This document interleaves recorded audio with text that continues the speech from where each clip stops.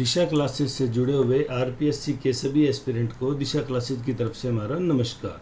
तो RPSC 2022 grade 1 school lecturer की जो परीक्षाएं अक्टूबर माह में आयोजित होने की डेट शीट जारी हुई है, अब वो पोस्टपोन्ड होती हुई दिखाई दे रही है। हालांकि सभी बातों पे अंतिम मुहर आरपीएससी को लगानी है। अगर वो इस डेट शीट को चेंज करती है तो वो उसके लिए नोटिफिकेशन जारी की जाएगी। अगर नोटिफिकेशन आता है तभी ये 100% सही होगा।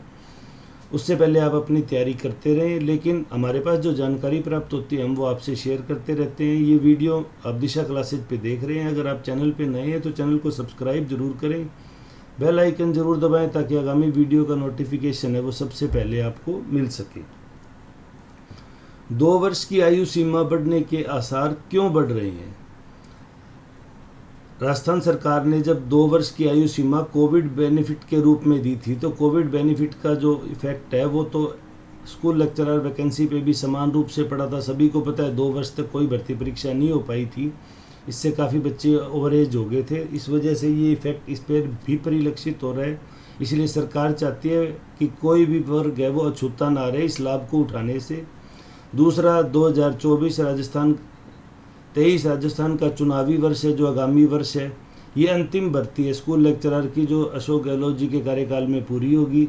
अगली भर्ती का नोटिफिकेशन जारी हो सकता है, लेकिन एग्जाम होने से पहले आचार संहिता लगने की संभावनाएं बन जाती है।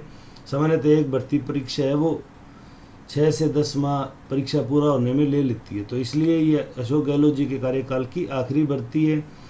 वो भी जानते हैं कि इस भर्ती को पूरा कराना उनके लिए बहुत ज़रूरी है, इसलिए वो 2 वर्ष की आयु सीमा वाले अभ्यर्थियों को भी शामिल करने की इच्छुक प्रतीत दिखाई दे रहे हैं, ताकि वो लोग अगर शामिल हो जाते हैं तो कोई भी वर्ग है वो ये नाराज़गी प्रदर्शित नहीं करेगा कि हमें मौका नहीं दिया।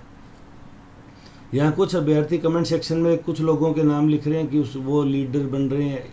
इन चीज़ों का कोई असर नहीं पड़ता। एक छोटी मोटी स्कूल लेक्चरर की भर्ती से कोई लीडर नहीं बनता। लोगों ने आरएएस के लिए आपने देखा होगा लंबे लंबे प्रोटेस्ट किए, भूख हड़ताल, आमरण अनशन, क्या क्या नहीं किया। आज राजनीति में उनकी कहाँ जगह है? ऐसी कोई बात नहीं होती, ये एक मिथ्या है। हाँ, कोई प्रयास कर रहा है तो अगर आप उस प्रयास से लाभान्वित हो रहे हैं तो उसे अप्रिशिएट करें, नहीं हो रहे तो आप अपनी तैयारी करते रहें, क्योंकि तैयारी करना ही आपके हाथ में है।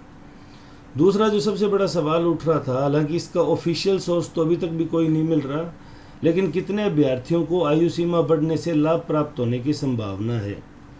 तो अनऑफिशियल सोर्स की जहाँ तक माने तो 14,600 बच्चे हैं सभी सब्जेक्टों की मिला के, जो इससे लाभ प्राप्त करेंगे किसी ना किसी रूप में। इनके साथ में वो अभ्यर्थी भी शामिल हो गए हैं जिनकी तैयारी थोड़ा कम है, जो चाहते हैं कि परीक्षा एटलीस्ट 70 से 100 दिन के लिए आगे सरक जाए, लगभग 2 से 3 माह के लिए आगे सरक जाए, ताकि उनको अपनी तैयारी को पॉलिश करने के लिए भरपूर समय मिल जाए।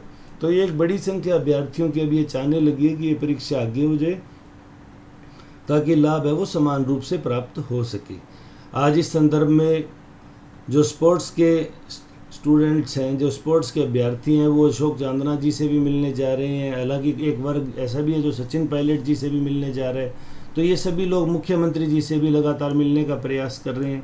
तो देखते हैं सारी प्रयास हैं वो छात्र हित में किस सिरे चढ़ते हैं। तो जैसे ही हमारे पास इससे संबंधित कोई भी सूचना आएगी हम आपको दिशा क्लासेज पे शेयर कर देंगे। इसलिए अगर आपने चैनल को अभी तक सब्सक्राइब नहीं किया है तो आप इसे सब्सक्राइब जरूर कर लें, बेल आइकन जरूर दबा लें, ताकि आरपीएससी का नोटिफिकेशन आपको सबसे पहले मिल सकेगा। दूसरा, हमने यह प्लेलिस्ट बना रखी है, तो आपको अगर किसी कैटेगरी में अपनी एनर्जी वेस्ट करने की ज़रूरत नहीं है। आप आरपीएससी या अपकमिंग एग्ज़ाम, उन दोनों कैटेगरी में किसी में भी नया वीडियो है वो अपलोड हो जाएगा। तो आप अगर वहाँ जाके भी वीडियो सर्च करते हैं तो भी आपको वीडियो ढूंढने में आसानी रहेगी।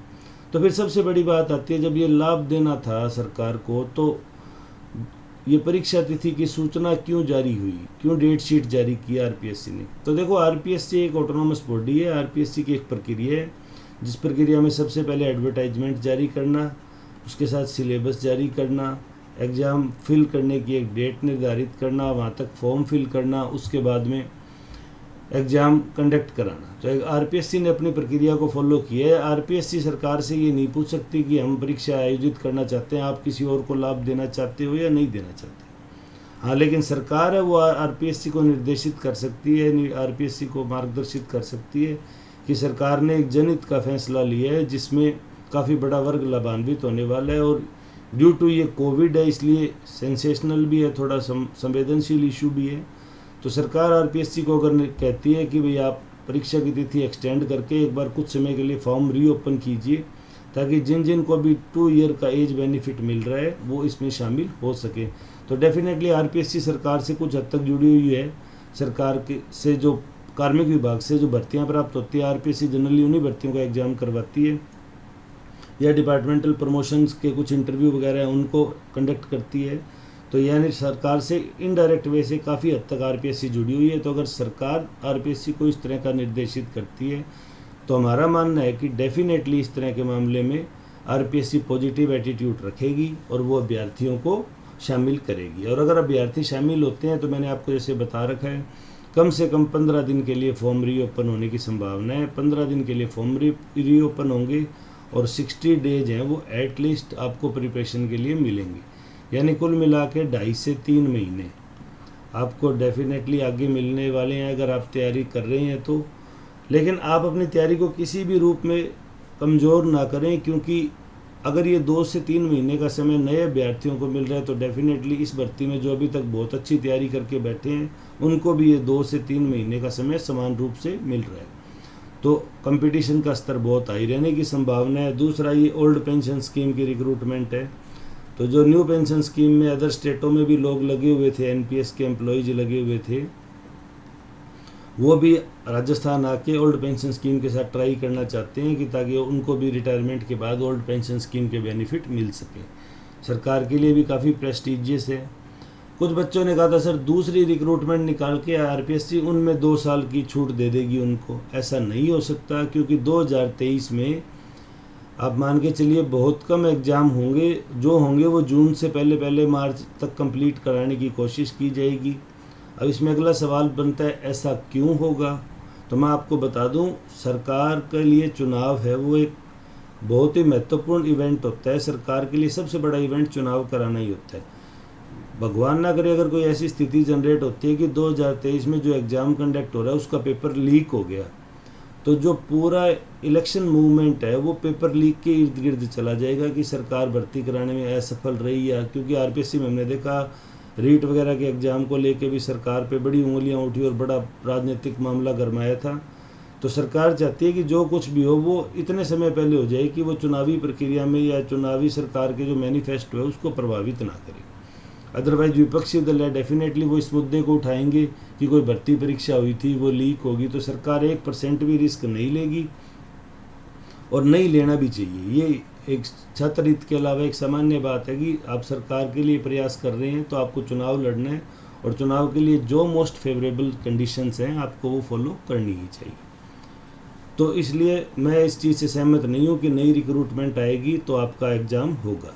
फिर भी अगर कोई नोटिफिकेशन है, जैसे आज स्पोर्ट्स के कैंडिडेट अशोक चांदना जी से मिलकर मुख्यमंत्री जी से निवेदन कर रहे हैं, उसमें सबसे ज़्यादा अभ्यर्थी हैं जो ओवर एज हुए हैं स्पोर्ट्स में, क्योंकि एक तो बेसिकली इनकी डिग्रीज वगैरह में भी बहुत टाइम लग जाता है और इसमें काफ़ी अभ्यर्थी हैं जो लास्ट एज के आसपास थे, तो वो कोरोना के 2 साल में रिक्रूटमेंट नहीं आने की वजह से आउट हो गए। एक वर्ग है वो अशोक सचिन पायलट जी से भी मिल रहा है, हालांकि दोनों में तनातनी की खबरें भी आप देख रहे हो, इससे कोई प्रभावित नहीं पड़ता। राजनीति में इससे बड़ी बड़ी घटनाएं होती रहती है, एक छोटी सी रिक्रूटमेंट को ये किसी रूप में प्रभावित नहीं करेंगे। लेकिन सभी तरह से कोशिशें जारी है। अगर किसी भी तरह से मामला मुख्यमंत्री जी के संज्ञान में आ सका और वो समझ के मामले को उनके पास पर्याप्त समय हुआ तो डेफिनेटली ये 2 साल की आयु सीमा का लाभ है ये सभी अभ्यर्थियों को मिलेगा, जो सभी के हित में भी होगा। क्योंकि आप अगर मानवीय दृष्टिकोण से देखें तो ये भर्ती उनकी लास्ट भर्ती होगी, इसके बाद वो कभी एग्ज़ाम में अपियर नहीं हो सकेंगे। तो अगर आप 25, 27, 28 से लेके और आप किसी भी आयु वर्ग के अभ्यर्थी हैं तो आप कम से कम किसी के लिए नकारात्मक ना सोचें। अगर बेनिफिट मिलता है तो डेफिनेटली स्वागत योग्य है। फिर भी कोई अपडेट आएगी तो दिशा क्लासेज आपके साथ शेयर करती रहेगी। अगर आप चैनल पर नए हैं तो इसे सब्सक्राइब जरूर करें। वीडियो में अंत तक जुड़े रहने के लिए धन्यवाद। आपका दिन शुभ हो।